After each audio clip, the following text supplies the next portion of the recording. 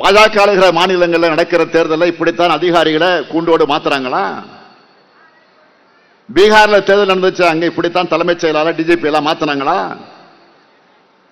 இங்க மட்டும் முக்கிய அதிகாரிகள், அதுவும் சேலம் கலெக்டர் போன்றவர்களை மாற்றப்படுறாங்கன்னா இது யாருக்கு உதவுவதற்காக நடக்குதுன்னு மக்களுக்கு சந்தேகம் வராதா? பழனிசாமி அவர்கள் இருக்கக்கூடிய தொகுதியில தான் நினைச்சதை செய்யணும்னு இது நடக்குதா? இதனாலலாம் திமுகவோட வெற்றியை தடுத்து நிறுத்த முடியும்னு நினைக்கிறாங்க. அது முடியுமா? முடியவே முடியாது. எத்தனை அதிகாரிகளை மாற்றினாலும் இன்னும் ஒரு மாசத்துல திரும்ப நம்முடைய திராவிட மாடல் அரசு தான் அறுதி பெரும்பான்மையோட ஆட்சி அமைக்க போகுது. 2021 இதே மாதிரிதான் பல்வேறு அடக்குமுறைகளை எதிர்கொண்டுதான் மாபெரும் வெற்றியை திமுக கூட்டணி பெற்றோம். இப்ப மீண்டும் வரலாற்று வெற்றியை பெறுவோம்.